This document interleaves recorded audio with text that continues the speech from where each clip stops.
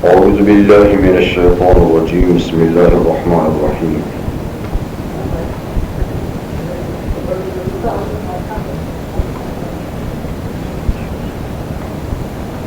إذ تبرأ الذين اتبعوا من الذين اتبعوا ورأوا العذاب وتقطعت بهم الأسباب وقال الذين اتبعوا لو أن لنا كرة فنتبرأ منهم كما تبرؤوا منا كذلك يريهم الله أعمالهم حسرات عليهم وما هم بخارجين من النار صدق الله العظيم.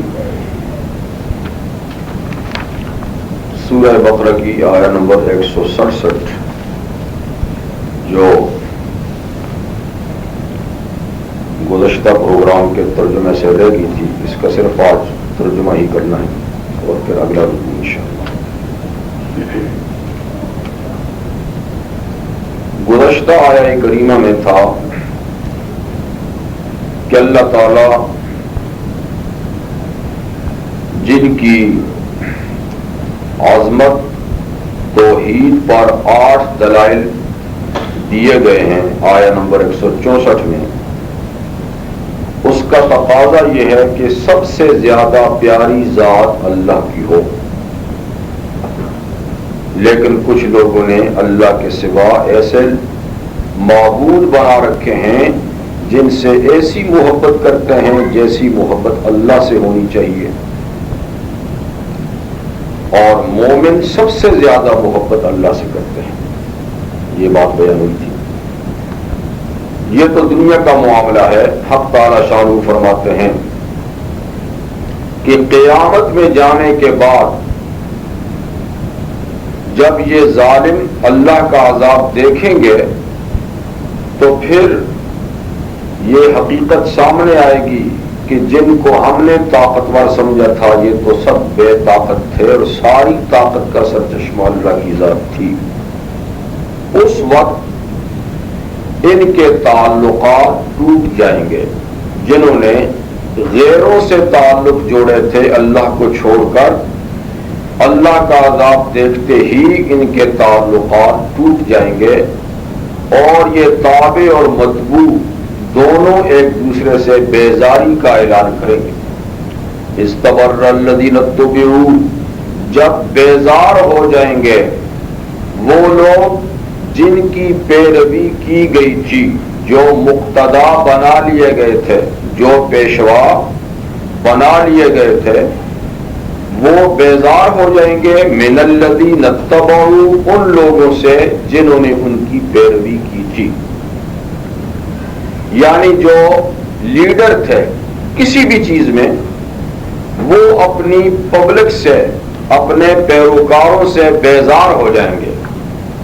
ورأوا العذاب، اور اللہ کا عذاب دیکھ لیں گے تو وتقطعت بهم الاسباب، ان کے آپس کے تعلقات ٹوٹ جائیں گے.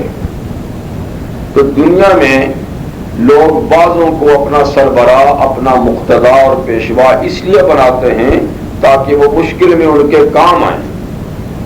جب قیامت میں وہ خود مشکل میں پھنس جائیں گے تو یہ بیچارے پیروکار لوگ ان کو دیکھ کر کہ وہ ان سے بیزار ہیں، ان کی طرف کوئی توجہ نہیں دے رہے، تو تعلقات ٹوٹ جائیں گے. وقال الذین اتبعوا، اور جو لوگ پیروکار تھے یعنی جو دوسروں کے پیچھے چلنے والے تھے، وہ کہیں گے لو ان لنا کرۃ فنتبرأ منہم، اگر ہمیں پھر دنیا میں جانا ہو جائے تو ہم اپنے ان لیڈروں سے بیزار ہو جائیں گے، کما تبرؤوا منا، جیسے یہ آج ہم سے بیزار ہو چکے ہیں.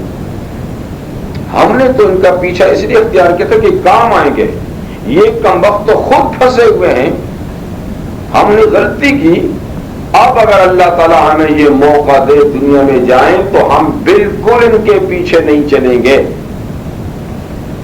لیکن یہ افسوس، نرا افسوس ہی ہوگا اور کسی کو دنیا میں پھر آنا نصیب نہ ہوگا.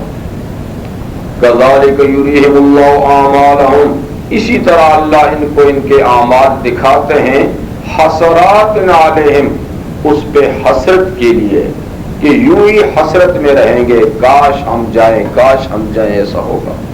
وما ہم بخارجین من النار، اور یہ لوگ آگ سے نکلنے والے نہ ہوں گے، تابع اور مطبوع دونوں ہی جہنم میں. تو یہ واقعہ کئی جگہ قرآن حکیم میں آئے گا، اور یہاں تو صرف یہ حقیقت ذکر کی ہے، اور بعض جگہ تو باقاعدہ ان کی آپس کی گفتگو بھی قرآن حکیم نقل کریں گے کہ وہ باقاعدہ لوگ ایک دوسرے سے، اپنے لیڈروں سے بات کریں گے کہ تم آج کام نہ ہے تو کب کام آؤ گے؟ تو وہ کہیں گے میاں آج کے دن ہم تمہارے کام نہیں آ سکتے، ہم خود پھنسے ہوئے ہیں. تو یہ عالم ہوگا آخرت میں ان لوگوں کا جنہوں نے آج اللہ کو چھوڑ کر ان سے تعلقات محبت کے اور اطاعت کے جوڑے ہیں، یعنی غلط. ایک تو جائز تعلقات ہیں اللہ کے صالح بندوں سے، انبیاء کرام سے، وہ تو کارآمد ہوں گے انشاءاللہ. جیسے قرآن حکیم میں آیہ کریمہ ہے کہ الاخلاء بعضهم لبعض عدو الا المتقون، قیامت کے دن سب دوست ایک دوسرے کے دشمن ہو جائیں گے سوائے متقین لوگوں کے، کہ جن کی محبت اور جن کا تعلق تقوی اور خدا خوفی کی بنیاد پر تھا، ان کی دوستی قیامت کے دن بھی قائم ہوگی. لیکن جن کی دوستی تقوی کی بنیاد پہ نہیں، مفادات کی بنیاد پر تھی، وہ قیامت کے دن ٹوٹ جائے.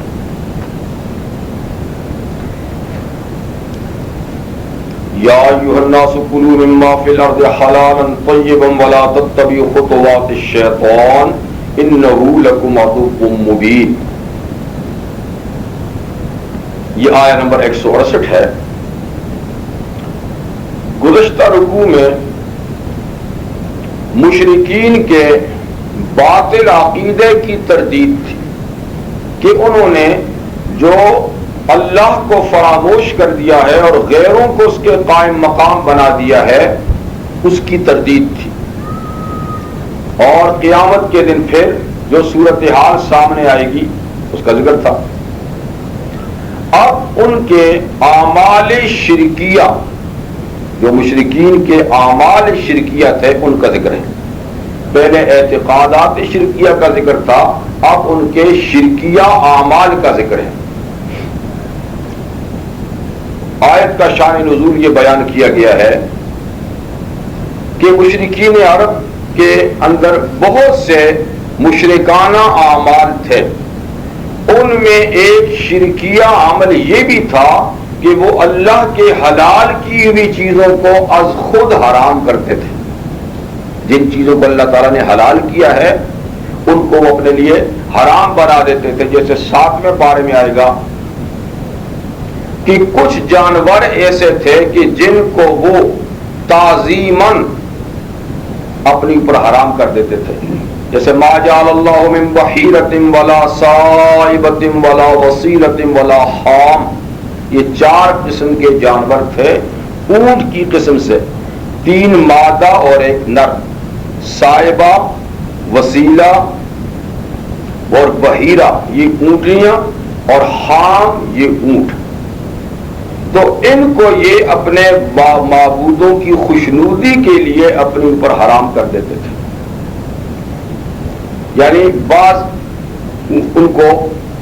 کو اپنے معبودان باطلہ کی رضا اور خوشنودی کے لیے ان کا تقرب حاصل کرنے کے لیے آزاد چھوڑ دیتے تھے کہ نہ اس پہ سواری کریں گے، نہ اس کو بیچیں گے، نہ اس کا گوشت کھائیں گے، نہ اس کا دودھ استعمال کریں گے. تو اس کو آزاد چھوڑ دیتے تھے اور کوئی روک ٹوک نہیں ہوتی تھی. جس کے کھیت میں جائے، جس کے باغ میں چرے تو وہ آزاد پھرتے تھے. حق تعالی شانہ نے اس آیت کا نزول فرما کے فرمایا یہ کیا کرتے ہو؟ میں نے تو اس قسم کے یہ جانور حرام نہیں کیے، تم نے کیسے حرام کر دی؟ تو یا ایھا الناس کلوا مما فی الارض حلالا طیبا، اے لوگوں، جب اے لوگوں کہا جائے الناس تو اس سے مراد عام طور پہ مشرکین، کافرین وغیرہ ہوتے ہیں، مسلمان بھی اس میں شامل ہے، لیکن اصل خطاب، کیونکہ جو مخصوص خطاب آل ایمان سے ہوتا ہے وہ یا ایھا الذین آمنوا سے ہوتا ہے، تو یا ایھا الناس سے جب خطاب ہو تو پھر اس کے عموم میں سبھی لوگ شامل ہوتے ہیں، تو یہ سب کے لیے خطاب ہے، اور بالخصوص مشرکین کے لیے کہ تم یہ کیا کر رہے ہو، کلوا مما فی الارض حلالا طیبا، زمین میں جو کچھ بھی حلال اور پاک ہے اس کو کھاؤ، اس کو اپنے لیے حرام نہ بناؤ۔ حلال، حل یحل، اس کا معنی ہوتا ہے کھولنا، اس کا مادے کا معنی کیا ہے؟ کھولنا۔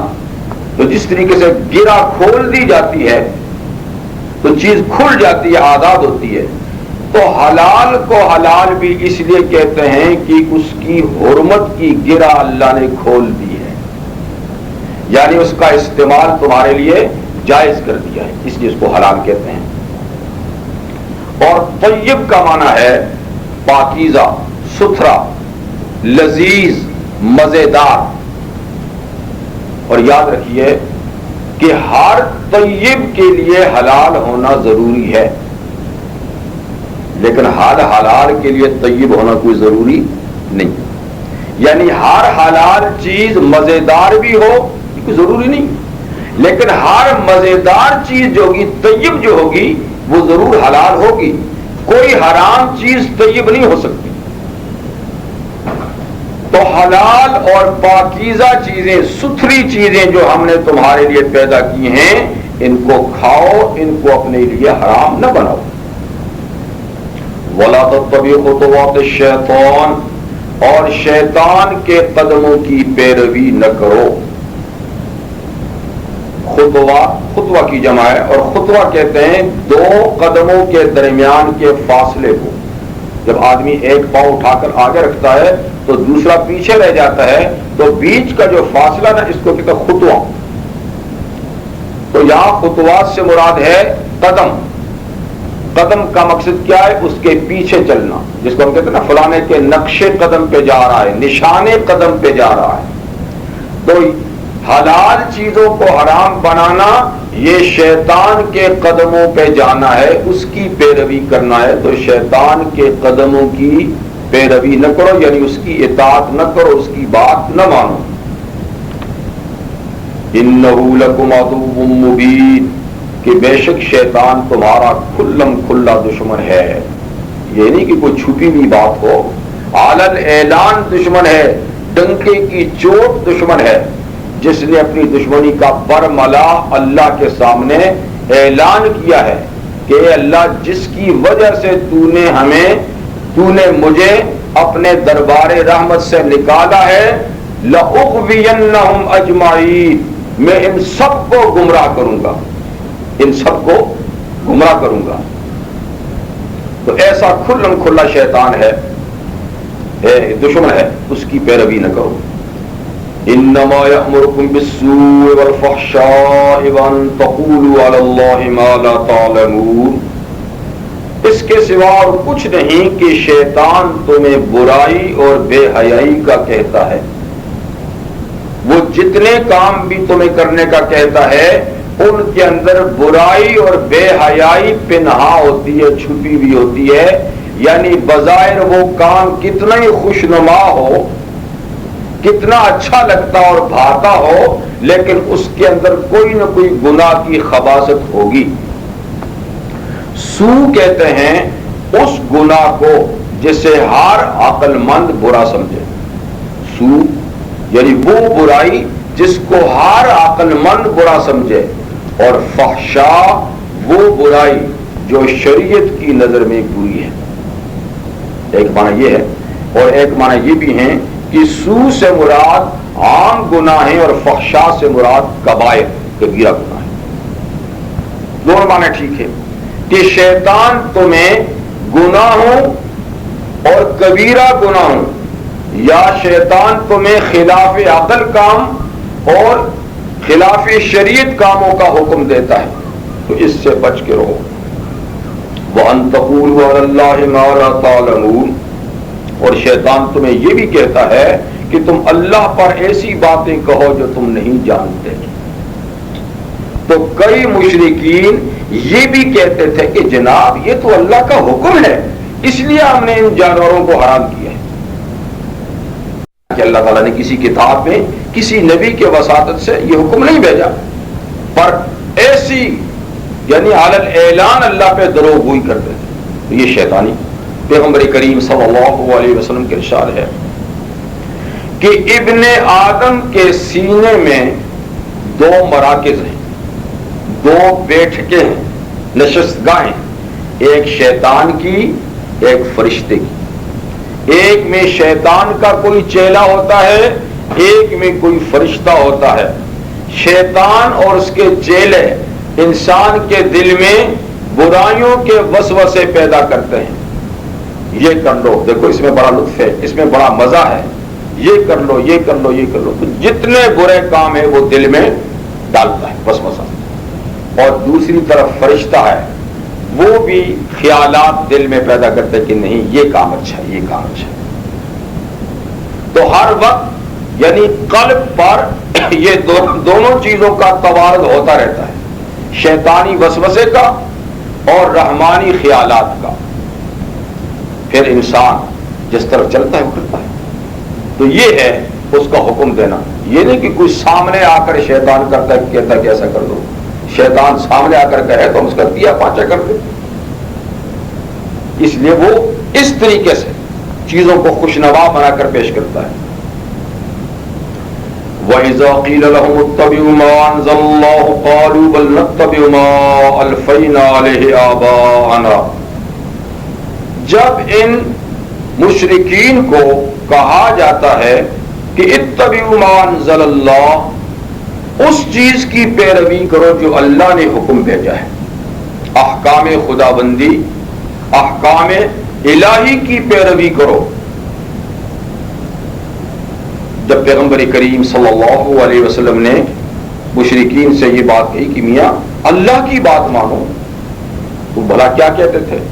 بل نتبع ما الفینا علیہ آباءنا، وہ کہتے تھے کیا ہمارے باپ دادا کوئی غلط تھے؟ کیا وہ بے سمجھ تھے؟ وہ ہم سے زیادہ سمجھدار تھے، وہ جو کچھ ہمارے لیے چھوڑ کر گئے وہ ٹھیک ہے، بلکہ ہم تو اسی کی پیروی کریں گے جس پر ہم نے اپنے باپ دادوں کو پایا ہے۔ ایسے ہی جب مدینہ کے یہود سے پیغمبر کریم صلی اللہ علیہ وسلم نے ارشاد فرمایا کہ بھائی اللہ کے احکامات کی پیروی کرو، تو یہود نے کیا کہا کہ ہم تو پڑھے لکھے لوگ ہیں، صاحب کتاب ہیں، ہمارے پاس خود کتاب موجود ہے، تو ہمارے باپ دادا جس دین پہ چلے آ رہے ہیں اسی پہ چلیں۔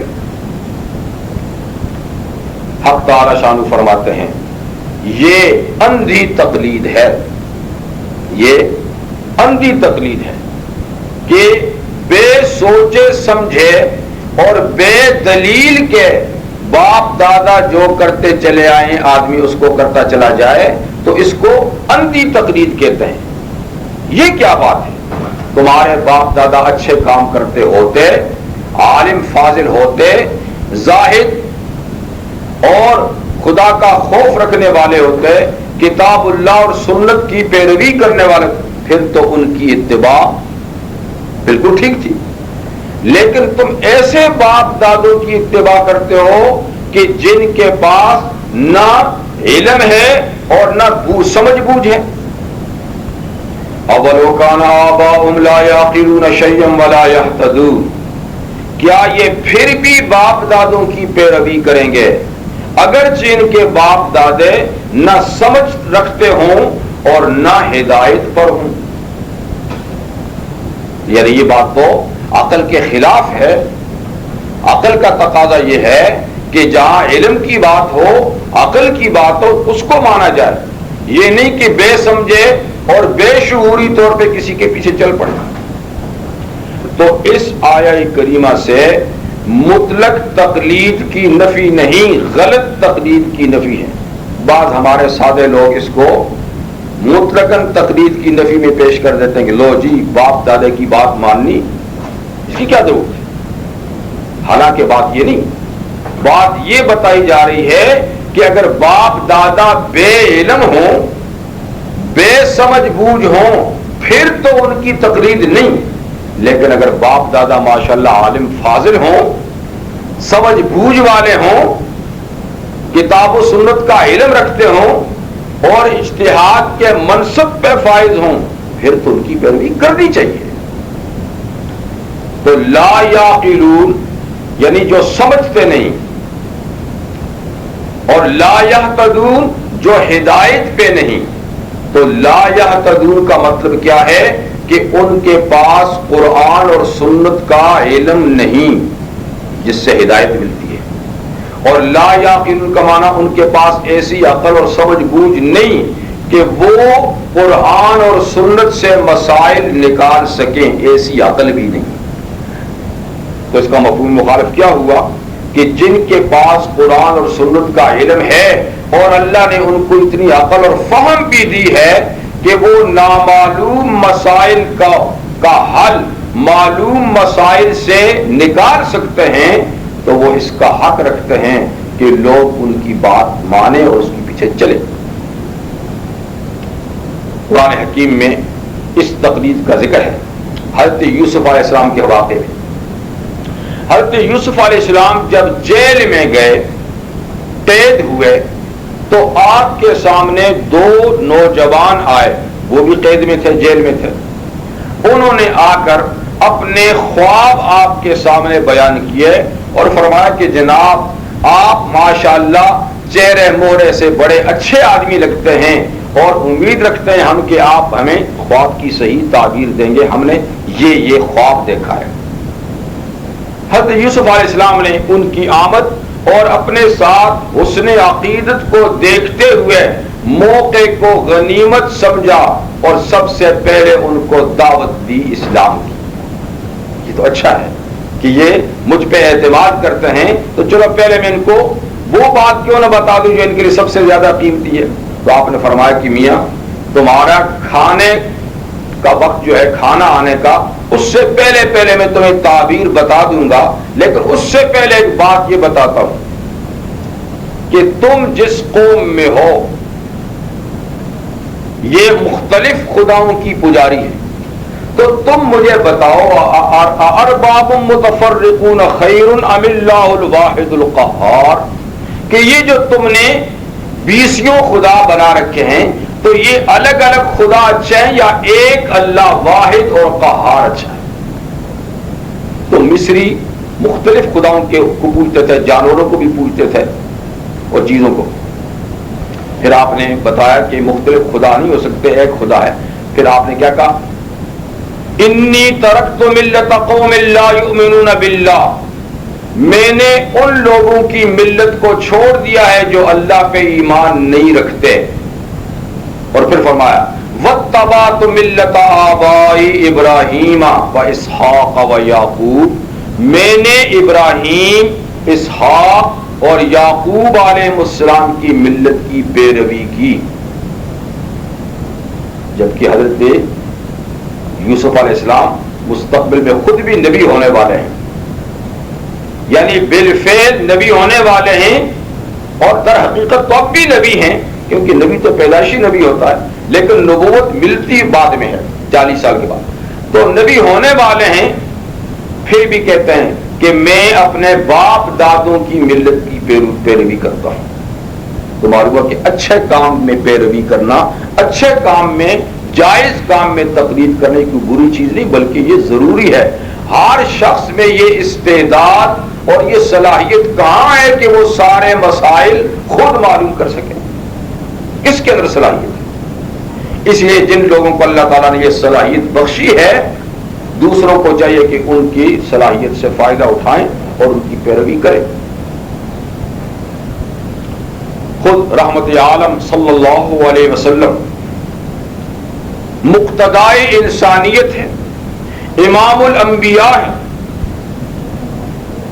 لیکن قرآن حکیم میں 7ویں پارے میں اللہ تعالیٰ بہت سے انبیاء کرام کا ذکر فرماتے ہیں، نام لیتے لیتے لیتے آخر میں اللہ تعالیٰ فرماتے ہیں اولئک الذین ھداھم اللہ ان سب لوگوں کو یعنی سب پیغمبروں کو اللہ نے نبوت بخشی، ہدایت دی، فَبِهُدَاهُ مُقْتَدِي، اے میرے محبوب پیغمبر آپ بھی ان کی ہدایت کی پیروی کریں۔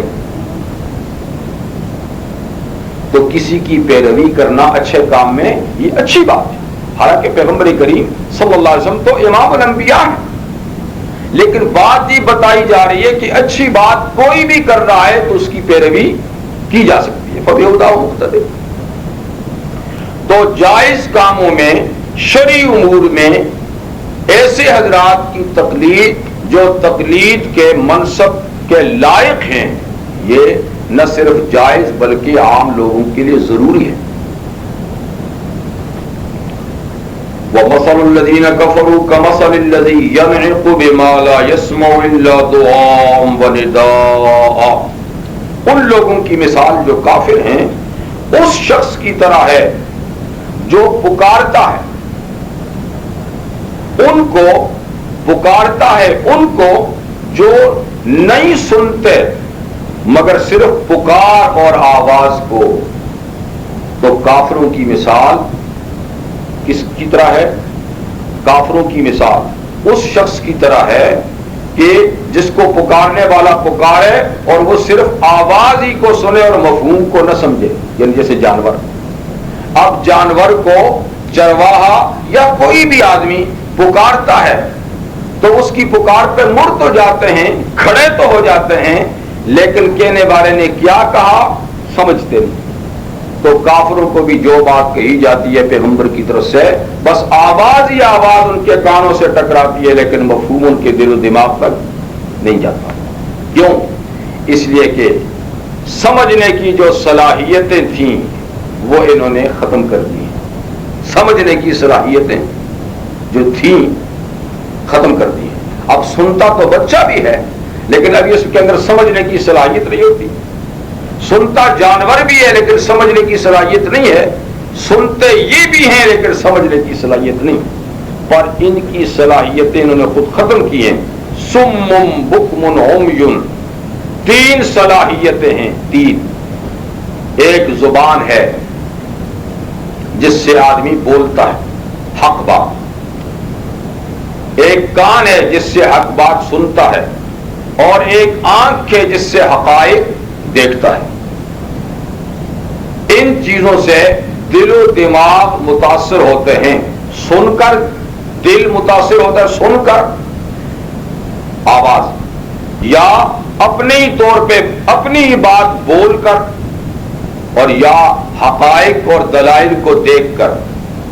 ان کا حال یہ کہ سم بکم عمی، کفار کیا ہیں؟ بہرے ہیں حق بات سننے سے، بکم حق بات کہنے سے گونگے، عمی اور حقائق دیکھنے سے اندھے ہیں۔ جب دل و دماغ کو متاثر کرنے کی یہ تینوں چیزیں نہیں تو فہم لا یعقلون، یہ بے عقل ہیں، بس یہ نہیں سمجھتے۔ اس لیے کہ سمجھ پیدا کرنے کے جو رستے تھے انہوں نے ان کو ناکارہ بنا دیا، اس لیے یہ لا یعقل ہیں۔ لیکن ان کا یہ لا یعقل ہونا آخرت کے اعتبار سے ہے، دنیا کے اعتبار سے نہیں، دنیا کے اعتبار سے نہیں۔ اور نہیں ان کی آنکھیں، کان اور زبان ناکارہ ہیں کوئی دنیاوی باتیں سننے، بولنے اور کہنے سے، بلکہ آخرت کے لحاظ سے۔ اس لیے کہ جس طریقے سے ہماری یہ زبان، آنکھ اور کان ہیں، اس طرح ہماری روح کی بھی زبان، آنکھ اور کان ہے۔ تو ان کی یہ جسمانی آنکھیں اندھی نہیں، اور جسمانی کان بہرے نہیں، اور جسمانی زبان بھی گونگی نہیں، بولتے ہیں، مقرر ہیں، سنتے ہیں سب کچھ، لیکن جو اسی کے بالمقابل جو روح کی ہیں وہ ناکارہ ہیں۔ اسی لیے قرآن حکیم ارشاد ہے فَإِنَّهَا لَا تَعْمَى الْأَبْصَارُ فَإِنَّهَا لَا تَعْمَى الْأَبْصَارُ وَلَكِنْ تَعْمَى الْقُلُوبُ الَّتِي فِي الصُّدُورِ، ان کی یہ آنکھیں اندھی نہیں ہیں لیکن ان کے وہ دل اندھے ہیں جو سینے میں ہیں. تو جو دل کی آنکھ ہے وہ اندھی ہے، جو دل کا کان ہے وہ بہرا ہے، اور جو دل کی زبان ہے وہ گونگی ہے، یعنی روحانی. فہم لا یعقلون، لہذا یہ نہیں سمجھتے ان کو کیا کہا جا رہا ہے، ان کی سمجھ میں بات نہیں پڑتی. یا ایھا الذین آمنوا کلوا من طیبات ما رزقناکم واشکروا للہ ان کنتم ایاہ تعبدون. یہ خطاب خاص آل ایمان سے ہے، اور یہ اس لیے ہے کہ پیچھے جو یا ایھا الناس کا خطاب تھا وہ کفار سے تھا، اس کے بالمقابل آل ایمان کو کہا جا رہا ہے کہ تم کفار کی طرح اللہ کے حلال کی ہوئی چیزوں کو حرام نہ کرنا. ہم نے تو ان کو بھی کہا ہے کہ نہ کرو، پر ہم تمہیں کہتے ہیں کہ ان کی چال نہ چلنا. تم اگر میرے خاص بندے ہو تو میری نعمتوں کو استعمال کرو اور ان کا شکر ادا کرو. تو یا ایھا الذین آمنوا کلوا من طیبات ما رزقناکم، اس مضمون کی آیتیں قرآن حکیم میں 3 ہیں. 3 آیتیں ہیں، 2 تو یہی ہیں اور ایک سورہ مومنون میں ہے، جس میں پہلی آیت میں خطاب کافروں سے، دوسری آیت میں خطاب مومنوں سے، اور تیسری آیت میں خطاب انبیاء کرام سے. جو سورہ مومنون میں ہے اس میں یا ایھا الرسل، یا ایھا الرسل کلوا من الطیبات واعملوا صالحا، اے رسولو، اے انبیاء کرام، کلوا من الطیبات، پاک چیزیں کھاؤ، واعملوا صالحا، اور نیک عمل انجام دو. تو یعنی تینوں طبقوں سے اللہ کا خطاب ہے کہ میری حلال کردہ چیزوں کو استعمال میں لاؤ. از خود کسی چیز کو حلال یا حرام نہ بناؤ، بلکہ میری حلال کردہ چیزوں کو استعمال کرو اور میری حرام چیزوں کے استعمال سے پرہیز کرو. یہ اس لیے کہ حلال کھانا یہ بڑی اہمیت کی چیز ہے. اس دنیاوی زندگی اور حیات کا دار و مدار خورد و نوش پر ہے، کھانے پینے پر ہے. ہم کھائیں پیئیں گے تو زندہ رہیں گے. اگر کھانا پینا ایک مدت تک چھوڑ دیں تو زندگی ختم ہو جائے گی. اس لیے عمومی طور پر زندگی کے بقا کے جو اور اسباب ہیں اس میں ایک بڑا سبب کھانا پینا بھی ہے. جب زندگی ہوگی کھانے پینے سے، اور جب زندگی ہوگی تو اس میں اعمال ہوں گے جس پر آخرت کی کامیابی یا ناکامی دونوں کا دار و مدار ہے. اچھے اعمال ہوں گے تو کامیابی ہوگی، برے ہوں گے تو ناکامی ہوگی. اسی لیے انبیاء کرام سے جب خطاب کیا تو یا ایھا الرسل کلوا من الطیبات واعملوا صالحا، اس لیے کہ یعنی زندگی صرف کھانے پینے کا نام نہیں، زندگی صرف کھانے پینے کا نام نہیں، بلکہ زندگی تو عبادت کے لیے ہے، لیکن زندگی کا بقا چونکہ کھانے پینے پر ہے تو اس لیے وہ حیات کا سبب ہے، مقصد حیات نہیں. خورد و نوش، کھانا پینا مقصد زندگی نہیں، بلکہ مقصد زندگی تو اللہ کی عبادت ہے. اس لیے کہا کھاؤ پیو اور اچھے کام کرو، صرف کھانے پینے کے لیے زندگی نہیں. یہ تو ذریعہ ہے اچھے کاموں کے لیے. اس لیے شیخ سعدی علیہ رحمہ فرماتے ہیں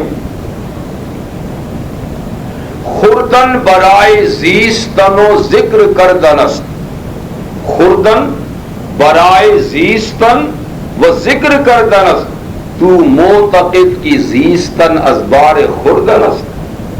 کہتے کھانا یہ تو جینے کے لیے اور اللہ کو یاد کرنے کے لیے ہے، تو نے یہ خیال بنا لیا ہے کہ جینا کھانے پینے کے لیے ہے، اس لیے جہاں سے آئے جیسا آئے ہڑپ کرتا جا. نہیں، یہ تو ایک سبب اور ذریعہ ہے، اصل مقصد تو اللہ کا ذکر ہے. کلوا من الطیبات واعملوا صالحا. اور حلال کھانا، کیونکہ حلال کھانے کا نا کلوا من الطیبات، طیب جو ہوگا وہ حلال ضرور ہوگا۔ حلال کھانا یہ نیک اعمال کے لیے معین اور مددگار ہوتا ہے،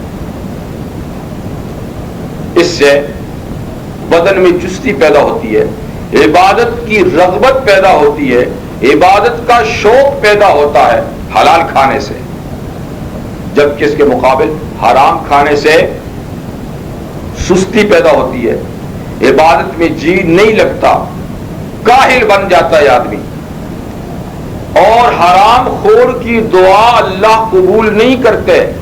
حلال خور کی دعا یعنی دعا کی قبولیت کے اسباب میں ایک حلال کھانا اور پہننا بھی ہے، اور دعاؤں کے قبول نہ ہونے کا ایک سبب حرام کھانا اور حرام پہننا بھی ہے۔ پیغمبر کریم صلی اللہ علیہ وسلم کا ارشاد ہے کہ بہت سے لوگ دور دراز کا سفر طے کر کے آتے ہیں، یعنی ایسی جگہ میں آتے ہیں کہ جہاں دعائیں زیادہ قبول ہوتی ہیں، تو دور دراز کا سفر کر کے آتے ہیں، خاک آلود ہوتے ہیں، غبار آلود ہوتے ہیں، ہاتھ پھیلا پھیلا کر یا اللہ یا اللہ یا رب کر کر کے دعائیں مانگتے ہیں، لیکن ان کا کھانا بھی حرام، ان کا پہننا بھی حرام، ان کا پینا بھی حرام۔ فَأَيْنَ يُسْتَجَابُ لَهُمْ، ایسے حالات میں ان کی دعائیں کیسے قبول ہوں؟ تو دعاؤں کی قبولیت کے لیے ایک یہ کہ حلال کھائیں، حلال پہنیں، حلال پئیں، تو اللہ تعالیٰ ایسے آدمی کی دعا قبول فرماتے ہیں۔ پھر حلال رزق میں ایک نورانیت ہوتی ہے، ایک نورانیت ہوتی ہے جسے وہی محسوس کرتا ہے، جیسے اللہ نے وہ روشنی دی ہوتی ہے، وہ آنکھ دی ہوتی ہے جو ایسی غیر محسوس چیزوں کو محسوس کرتا ہے۔ اور حرام کھانے میں ایک ظلمت اور تاریکی ہوتی ہے، یہ تاریکی بھی وہی محسوس کرتا ہے کہ جس کو اللہ تعالیٰ نے اس کے محسوس کرنے کی روشنی عطا ہوتی ہے۔ واقعہ ہے امام شافعی رحمہ اللہ استاد ہیں، اور امام احمد بن حنبل رحمہ اللہ یہ ان کے شاگرد ہیں، یہ ایک ہی دور کے استاد شاگرد۔ واقعہ یوں ہے کہ ایک مرتبہ ان حضرات میں سے کوئی ایک، بعض واقعات میں امام شافعی کا لکھا ہے، بعض میں امام احمد رحمہ اللہ کا، کہ وہ دوسرے کے ہاں مہمان بنے، ایک دن تشریف لے گئے ان کے ہاں، جب ان کے گھر میں پہنچے تو اگر امام شافعی مہمان تھے تو امام احمد شاگرد تھے، بڑے خوش ہوئے کہ استاد میرے مہمان بنے ہیں، اور اگر امام احمد ہیں تو امام شافعی خوش ہوئے کہ میرے لائق شاگرد، میرے نیک شاگرد آج میرے، تو بہرحال جو بھی میزبان تھا مہمان کی آمد پر بہت خوش ہوا، اور گھر والوں سے کہا، بچیوں سے کہا کہ بیٹی آج بہت نامی گرامی شخصیت ہماری مہمان بنی ہے، ان کی خدمت کرنے میں کوئی کسر اٹھا نہ رکھنا، جتنی خدمت کر سکتے ہو۔ اپنے وقت کے لحاظ سے بچیوں نے معزز مہمان کے لیے جو عمدہ سے عمدہ کھانا تھا وہ تیار کیا، ان کو پیش کیا، اور ان کے کمرے میں تہجد کی نماز کے لیے لوٹا پانی کا بھی رکھ دیا کہ یہ کھانا کھائیں گے پھر رات بھر عبادت کریں گے۔ وہ چلی گئی، مہمان نے کھانا کھایا اور سو گئے، جو بھی ہوا۔ صبح ہوئی، جب جانے لگے، نکل گئے کمرے سے، تو بچیاں سامان سمیٹنے کے لیے تو دیکھا کہ روٹیوں کے برتن میں ایک روٹی بھی نہیں، سالن کی ایک بوند بھی نہیں، سب صفایا ہو گیا۔ اپنے لحاظ سے انہوں نے ایک سے زائد آدمیوں کا کھانا بھیجا تھا، جیسے کہ طریقہ ہے، یہ نہیں کہ ایک ہی آدمی کا کھانا نفع بھلا دے دے، طریقہ ہے کہ میزبان کچھ زیادہ کھانا دیتا ہے اور بچ کے آتا ہے، لیکن یہاں کھانا بچا نہیں۔ ادھر جو لوٹا دیکھا تو وہ بھی بھرا ہوا ہے، اسے وضو نہیں کیا۔ اب مہمان نکل گئے، بیٹیوں نے ابا جان کو بلایا کہ ابا جان آپ تو اپنے مہمان نامی گرامی کی بڑی تعریفیں فرماتے تھے، بڑے اللہ والے ہیں، تو اللہ والوں کی پہچان تو یہ ہے کہ وہ کم کھاتے ہیں، اللہ والوں کی پہچان تو یہ ہے کہ وہ رات کو تہجد کی نماز بھی پڑھتے ہیں فرائض کے ساتھ ساتھ. یہ کیسے نیک بندے تھے, کھانا 2 آدمیوں کا کھا گئے, کچھ نہیں بچا, اور کھایا اور ایسے سوئے کہ تہجد کی نماز بھی نہیں پڑھی. تو میزبان کو بھی اس بات پہ حیرت ہوئی کہ واقعی میرے خیالات پھر غلط ثابت ہوئے. انہوں نے جاتے ہوئے کہا حضرت ذرا رکیے اور میری بیٹیوں کے سوال کا جواب دیتے ہوئے جائیے. وہ مڑے اور کہا کیا بات ہے؟ کہا وہ یہ کہہ رہی ہے. کہا وہ ٹھیک کہہ رہی ہے حضرت, وہ ٹھیک کہہ رہی ہیں, بجا کہہ رہی ہیں. بات یہ ہے کہ جب کھانا رکھا اور میں نے پہلا لقمہ توڑا تو اس سے ایک نور کی لاٹ نکلی. لقمہ توڑا ہی تو اس سے روشنی چمکی. میں سمجھ گیا کہ احمد استاد کے گھر کا یہ حلال کھانا ہے. آج اتنا بھر لے پیٹ کہ کئی دنوں تک تجھے ضرورت نہ پڑے. پھر پتہ نہیں ایسا حلال اور پاک کھانا تجھے کب ملے گا, آج ضرورت سے زیادہ کھا لے. تو حضرت ایک ایک لقمے سے ایک ایک نور کی لاٹ نکلتی تھی, اس لیے میں نے سارا کھانا ہی کھا لیا, وہ بچانے کے قابل نہیں تھا. اور پھر اس کھانے کی برکات یہ ظاہر ہوئی کہ حضرت جو ہی کھانا کھا کے مصلے پہ کھڑا ہوا تو صبح تک نماز پڑھتا رہا, نہ سویا نہ وضو توڑا, اس لیے پانی بچ گیا. بالکل ٹھیک ہے, اب آپ جا سکتے ہیں, اب آپ جا سکتے ہیں. تو یہ واقعہ میں نے اس لیے ذکر کیا کہ حلال کھانے میں قدرتی روشنی ہوتی ہے, مگر روشنی امام احمد محسوس کر سکتے ہیں یا امام شافعی, ہماری آنکھوں میں تو پڑتے ہیں. ہم نے کب یہ روشنیاں دیکھی, کب ایسا حلال کھانا دیکھا. بہرحال حلال کھانے میں نورانیت ہوتی ہے جس سے دل میں نور پیدا ہوتا ہے, دل میں سرور پیدا ہوتا ہے, چستی پیدا ہوتی ہے اور عبادت میں دل لگتا ہے. اور ہم تو آج کل اللہ بہتر جانے ہمارے کھانے جب کھاتے ہیں تو ایسے مدہوش ہوتے ہیں, ایسے مدہوش ہوتے ہیں کہ ہوش ہی نہیں آتا. پیغمبر کریم صلی اللہ علیہ وسلم کے ارشاد گرامی ہے کہ کسی شخص نے اتنا حلال پاکیزہ کھانا نہیں کھایا جتنا حضرت داؤد علیہ السلام کا ہوتا تھا, کہ اپنے ہاتھ کی محنت سے کھایا کرتے تھے. حضرت داؤد علیہ السلام کوئی معمولی شخصیت نہیں تھے, اللہ کے پیغمبر بھی تھے اور خلیفۃ اللہ فی الارض, وقت کے حکمران بھی تھے, پیغمبر بھی تھے, اللہ کے بھی نمائندے, قوم کے بھی نمائندے. کتنا بڑا منصب ہے, لیکن اس کے باوجود قومی خزانے سے 1 پیسہ نہیں لیتے تھے. قومی خزانے سے 1 پیسہ نہیں, تنخواہ نہیں تھی بالکل.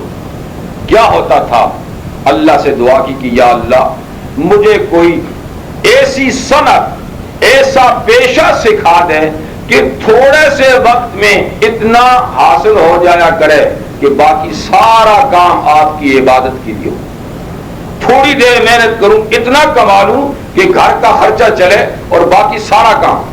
تو اللہ تعالیٰ نے معجزانہ طور پہ حضرت داؤد علیہ السلام کو زرہ سازی کی صنعت سکھا دی تھی. زرہ یعنی وہ لوہے کا تاروں کا کوٹ جو جنگ میں پہنا کرتے تھے.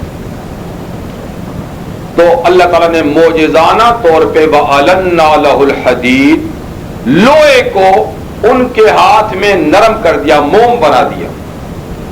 یہ نہیں کہ بھٹی میں جھونکیں اور پھر وہ سرخ ہوگا اور ہتھوڑوں سے مار مار کے اس کی تاریں نکالیں. ہاتھ میں لیا تو یوں جتنا جتنا کھینچتے جائیں تو لوہا کھینچتا. تو تھوڑی دیر میں لوہے کی تاریں نکال کے ان کو پھر قدرنا فی السرد, ان کو پھر جوڑنے کا بھی ایسا انداز ڈھنگ سکھایا کہ حضرت داؤد علیہ السلام کی بنائی ہوئی زریں سب سے معیاری اور سب سے قیمتی بازار میں فروخت ہوتی تھی کہ وہ اتنی عمدہ انداز سے بنی ہوتی تھی کہ اتنا عمدہ کوئی دوسرا نہیں بنا سکتا. تو حضور نے فرمایا کہ سب سے پاکیزہ کھانا ان کا تھا کہ وہ اپنے ہاتھ کی محنت سے کماتے تھے. رحمت عالم صلی اللہ علیہ وسلم نے محنت پر کیونکہ محنت کا کھانا حلال ہوتا ہے. محنت پہ بڑا زور دیا, محنت کی بڑی قدر فرمائی, اور خود حضور صلی اللہ علیہ وسلم نے محنت کی, مزدوری کی آپ نے, اور تجارت کی آپ نے, تو محنت آپ نے کی. ایک دفعہ ایک صحابی حضرت سعد رضی اللہ عنہ تشریف لائے, مسافے کے لیے ہاتھ بڑھایا تو حضرت سعد کے ہاتھ ذرا کچھ سخت تھے, کھردرے سے تھے, جیسے ابھی کام کر کے آیا ہو تو ہاتھوں میں ذرا تھوڑی سی سختی ہوتی.